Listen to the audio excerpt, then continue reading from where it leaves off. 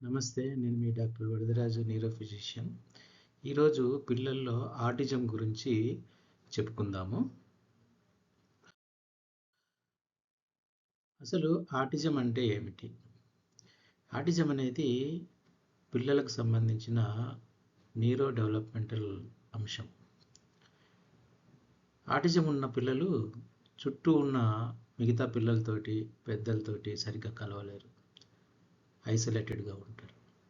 ఇలా సరిగ్గా కలవలేకపోవడానికి కారణము వారిలో సామాజికపరమైన కమ్యూనికేషన్ అంటే సోషల్ కమ్యూనికేషన్స్ మరియు పరస్పర చర్యలలో అంటే సోషల్ ఇంటరాక్షన్స్లో లోపం ఉండడం అన్నమాట.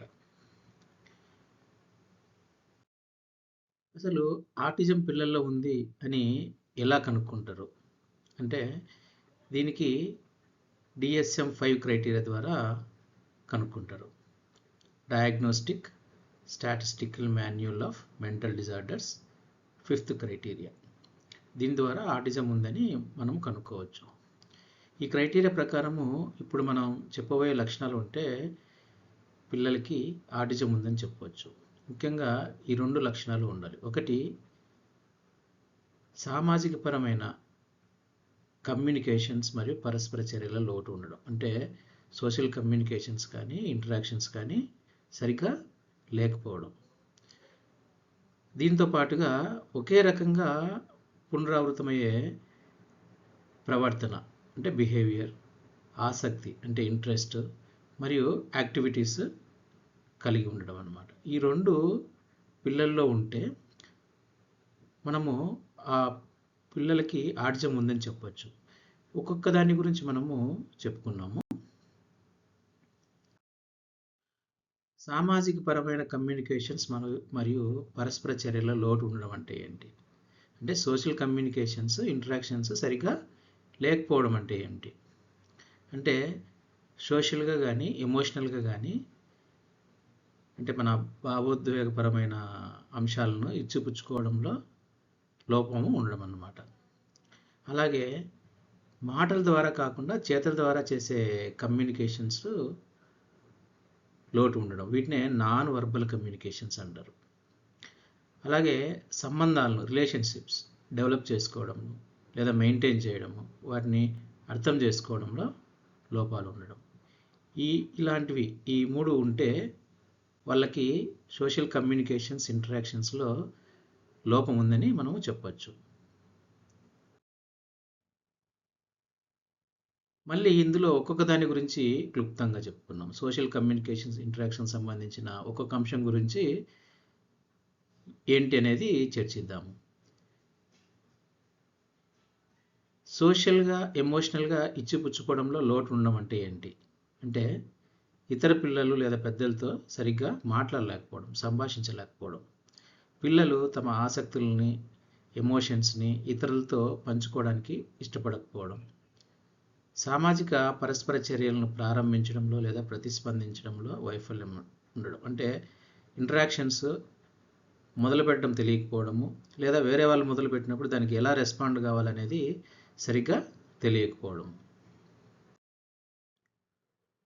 నాన్ వర్బల్ కమ్యూనికేషన్స్లో లోటు ఉండడం అంటే ఏంటివి అంటే మాటలు మరియు చేతుల ద్వారా చేసే కమ్యూనికేషన్లు రెండింటికి ఒకదానితో ఒకటి పొంతన లేకుండా ఉండడం.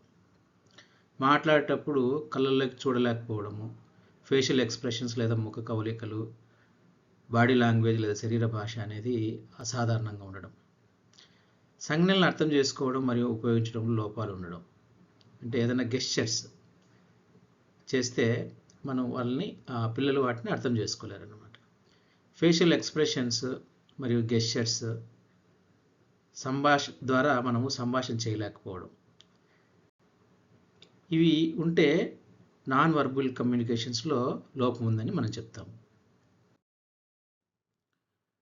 అలాగే రిలేషన్షిప్ మెయింటైన్ చేయడం, డెవలప్ చేయడము, మెయింటైన్ చేయలేకపోవడం అంటే అర్థం ఏంటంటే సోషల్ కాంటెక్స్ట్ లేదా సోషల్ సర్కమ్స్టెన్సెస్కి అనుగుణంగా సర్దుబాటు చేసుకోవడంలో ఇబ్బందులు రావడం. ఊహాత్మక ఆటలు అంటే ఇమాజినరీ ప్లేస్ షేర్ చేసుకోవడంలో పిల్లలకి ఇబ్బందులు ఉండడం. స్నేహం మరియు స్నేహితులను ఏర్పరచుకోవడంలో ఇబ్బంది ఉండడం, డిఫికల్టీస్ ఇన్ మేకింగ్ ఫ్రెండ్స్. తోటి వారిలో ఆసక్తి లేకపోవడం, అంటే పక్కన ఉండే పిల్లలతోటి వాళ్ళ వాళ్ళ మీద ఇంట్రెస్ట్ లేకపోవడం, వాళ్ళతోటి ఆసక్తిగా ఉండలేకపోవడం.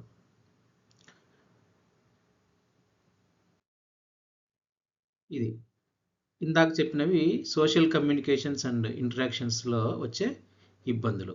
అలా కాకుండా కొన్ని రకాలుగా ఒకే రకంగా పునరావృతమయ్యే బిహేవియర్ కానీ, ఇంట్రెస్ట్ కానీ, యాక్టివిటీస్ కానీ ఉంటాయి.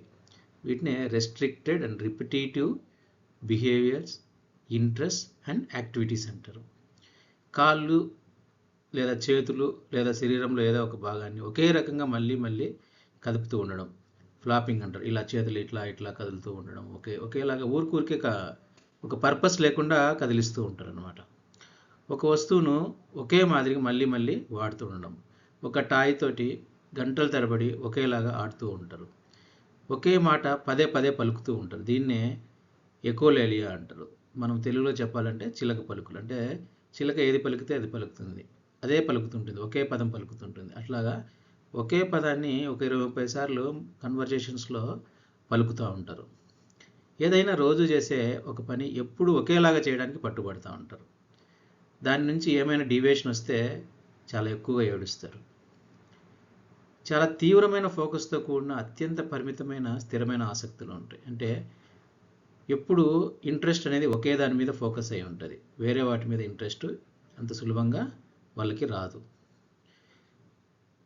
అలాగే జ్ఞానేంద్రియాలు చేసే పనికి అసాధారణమైన రియాక్షన్ కలిగి ఉండడం, అంటే ఏదైనా లైట్ ఎక్స్పోజ్ అయినప్పుడు ఎక్కువగా రియాక్ట్ కావడం, లేదంటే ఏదైనా ఫుడ్ స్మెల్ పడకపోతే రియాక్ట్ కావడం, ఇలా అసాధారణంగా రియాక్షన్ ఉంటుందన్నమాట. వీటిల్లో ఏ రెండు ఉన్నా మనకి ఆటిజం కిందికి వస్తుంది. సో ఈ రెండు లక్షణాలు, సోషల్ కమ్యూనికేషన్స్ అండ్ ఇంటరాక్షన్స్లో ఇబ్బందులు ఉండడము, లేదా restricted and repetitive behaviours, interest, activities ఉండడం, ఇవి ఉంటే పిల్లలకి ఆటిజం ఉందని చెప్పవచ్చు. సంవత్సరము ఏప్రిల్ 2వ తేదీని వరల్డ్ ఆటిజం డేగా జరుపుకుంటారు. దీని వెనుక ఉండే ముఖ్య ఉద్దేశం ఏంటంటే ప్రజల్లో ఆటిజం పట్ల అవేర్నెస్ పెంచడం. దానివల్ల మనము ఆటిజం తొందరగా పిల్లల్లో కనుక్కోగలిగితే మనము బిహేవియరల్ థెరపీ ద్వారా వాళ్ళని సాధారణమైన పిల్లల్లాగా తీర్చిదిద్దడానికి మనకి ఒక అవకాశం ఉంటుంది.